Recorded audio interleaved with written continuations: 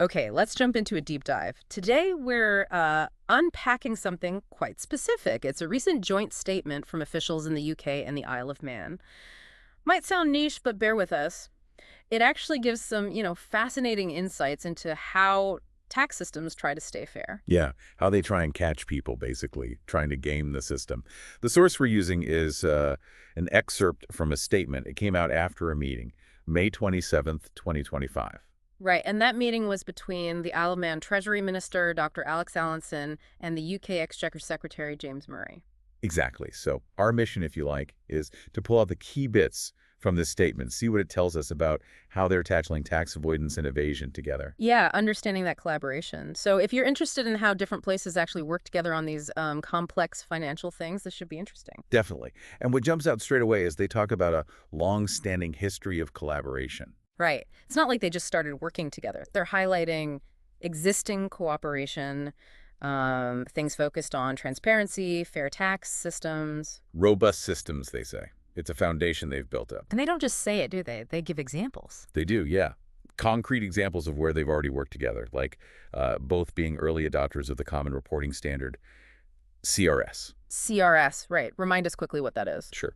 It's basically an international standard for automatically exchanging financial account information between tax authorities. So your bank account info in one place gets shared with your home tax authority if they're signed up. Pretty much, yeah. Yeah. And building on that, they mentioned they're both working now on CIRA, EARF. the Crypto Asset Reporting Framework. So same idea, automatic information exchange, but specifically for crypto. Shows they're trying to adapt together, to new financial tech. Okay, so CRS for traditional finance, CIRF coming for crypto. What else? Well, they also flagged up their alignment on the OECD's Pillar 2 rules, the global minimum tax. Ah, yes, Pillar 2, big topic. Huge. And the statement says they've both recently implemented measures related to it, trying to make sure large multinationals pay, like a minimum tax level everywhere. The fact they're moving together on something that complex, well, it speaks volumes, doesn't it? It really does. So a pattern there. CRS, CIRF, Pillar 2, joint action on big international initiatives. But the statement also uses some pretty strong language about marketed tax avoidance schemes. Yes, this bit is quite pointed. They say they're committed to taking robust action to deter and disrupt the promoters. Notice the focus there. It's on the people designing and selling these schemes. Promoters, right. Why that specific focus? Well, the statement explains it. They see these marketed schemes as a direct threat.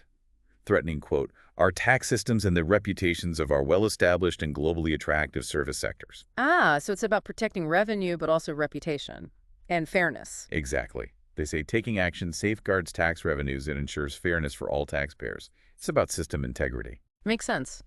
But it sounds like they don't think the current measures are, the final word. The statement says they need to go further. Which is interesting, isn't it? Given everything they're already doing together, what does going further actually mean in practice? Well, the statement gives a clue from the meeting. They agreed to explore ways to further enhance information flows, joint working, and other ways in which tangible benefits for both jurisdictions can be achieved. So enhance information flows, more joint working. Sounds like deeper operational stuff. Maybe sharing information faster. Or more detailed info. Perhaps even doing joint investigations. Could be. And that phrase, tangible benefits, is key, I think. They're looking for measurable results, practical outcomes from working even more closely. Yeah, not just talking shops. Real results. Okay, so let's try and pull these threads together. We've got this partnership built on history, using tools like CRS, CARF, aligning on Pillar 2, taking specific aim at scheme promoters, and now actively looking to deepen the cooperation for concrete results. It paints a picture of continuous evolving collaboration. The goal seems clear, combating tax avoidance and evasion more effectively together. A clear reaffirmation, yeah. So, okay, just to wrap up the main points. UK and Isle of Man reinforcing collaboration, building on established frameworks, targeting sophisticated schemes and promoters. Right. But thinking about it, they have all these systems, CRS, CRF coming online, Pillar 2. They target promoters.